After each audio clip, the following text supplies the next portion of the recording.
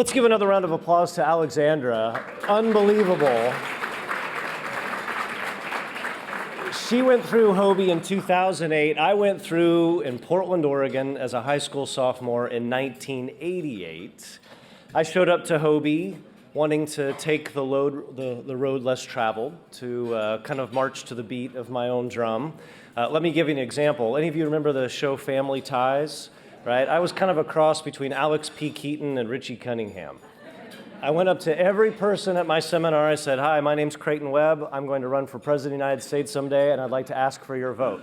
If you're going to run for president, you can't just start when you're running. You got to start when you're 16 years old. Needless to say, I took myself just a little bit too seriously.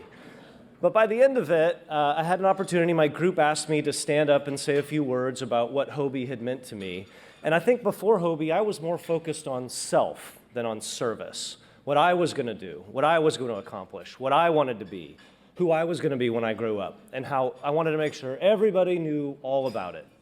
Well, at the end of it, all the parents showed up, and I was nominated by my group to stand up and say a few words about what HOBY meant for me.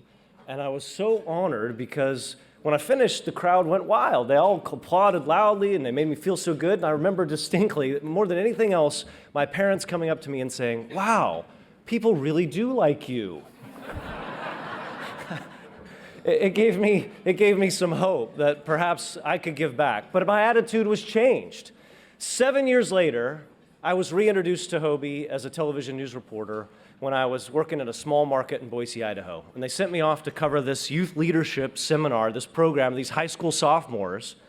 And this was Boise, Idaho, small market, right? There's 210 news markets. This is market like 120, small market.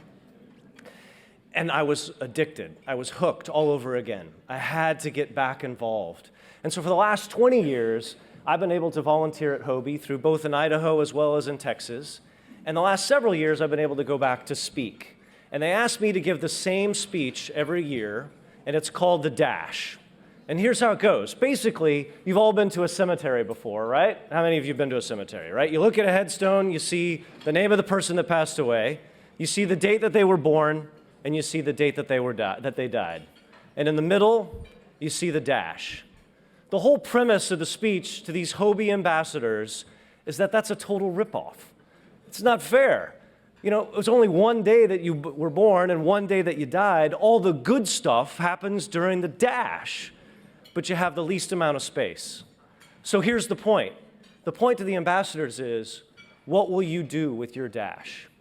And a dash can be anything. A dash is your life. A dash can be the 3 days that HOBY goes on. A dash can be this year. A dash can be tonight. And so the challenge to all of us, the HOBY challenge, not so dissimilar from what Dr. Schweitzer said to Hugh when he left Africa. Hugh, what will you do with this? So I will tell you that there is not a day that goes by in my life that HOBY doesn't touch me. Whether it's that I see Hugh's picture in my office or I put on a HOBY t-shirt, or anytime I hear the word outstanding, it has an entirely different meaning. It has touched me in ways that I never possibly could have imagined as a 16-year-old. You've heard tonight the stories of impact, of people whose lives have been changed. And I think the folks, they heard that I do a little bit of fundraising, or maybe just that I have a pulse and a heartbeat. So they said, "You're going to make an ask tonight." So my question to you is, what will you do with your dash? And this dash being tonight. Are you going to be one of those people? I see lots of lights up there. If you've got a light, shine it. If you've already made a contribution tonight, will you light up your light and hold it up?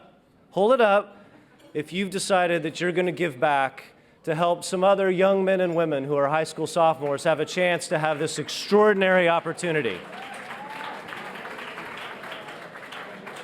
There is not one person at the seminars who is paid. Nothing. They are paid nothing. And yet these ambassadors get to go and have this experience because of your generosity.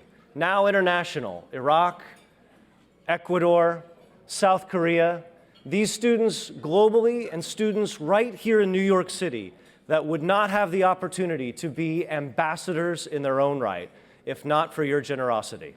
So join me, would you?